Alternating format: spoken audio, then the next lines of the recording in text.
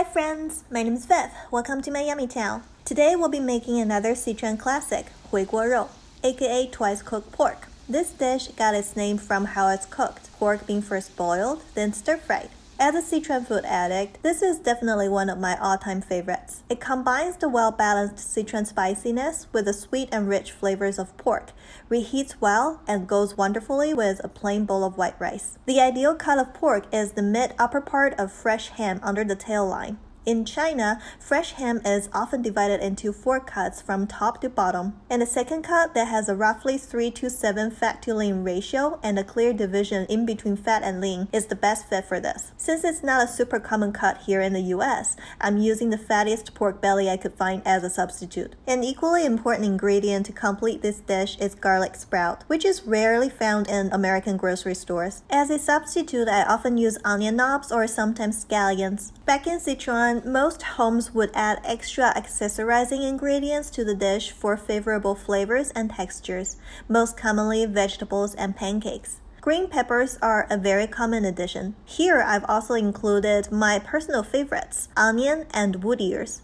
Onion for the complementary sweetness and wood ears for the pleasant chewy texture. If you've not cooked with wood ears before, they are a species of edible fungus that grows on the woods of deciduous bushes and trees, often harvested and dried before sold in packages. To prepare packaged wood ears, soak them in cold water for 20 minutes, then rinse and drain. Let's get the prepping started by boiling the pork together with ginger and Sichuan peppercorn. Ginger is often used in Chinese cooking to remove the gamey taste in meats. As the water heats up, remove the foam formed on the surface. Boiling also solidifies the pork so that it will hold its shape for slicing. Once the water is boiling and the foam is removed, depending on the shape and size of your pork, boil for another 20 minutes, or till you can somewhat easily poke through the pork with a chopstick. While the pork cooks, let's get the other ingredients ready. Blanch the wood ears in boiling water for 2 minutes and drain. Remove the heads and seeds of peppers and cut into 1/2-inch wide strips. Cut the onions into 1/4-inch wide strips.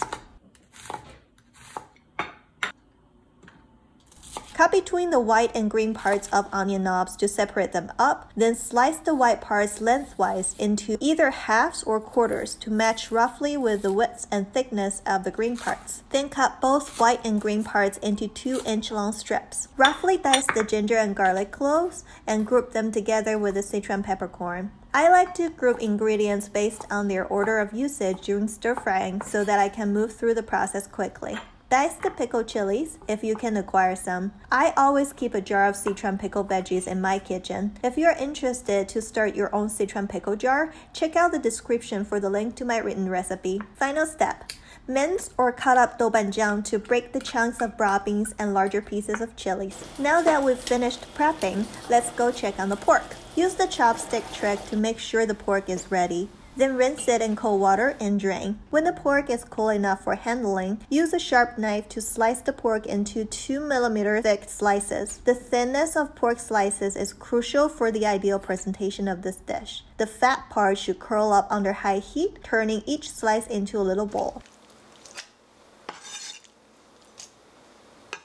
Now to the stove. On high heat, coat the wok with oil, heat the oil up, then pour the excess oil out. Add the pork slices in and stir for 7 to 10 minutes till the fat is rendered out and the slices are slightly curling up. Since I'm using pork belly instead of fresh ham, the curling is not super obvious, but you should be able to tell when it happens. Stir in the pickled chilies and then doubanjiang. You should almost immediately be able to smell a new sweet aroma previously non-existent in any of the ingredients currently in the wok. That's the smell of fatty acid ester, an aromatic compound produced by the chemical reaction between the fatty acid in the pork and the alcohol in the fermented ingredients. Stir till evenly colored, then add in the garlic, ginger, and Sichuan peppercorn. Keep stirring till you smell the Sichuan peppercorn in the air, then stir in the onion strips. Stir for about 1.5 minutes or till the onion looks translucent, and add in the green pepper strips.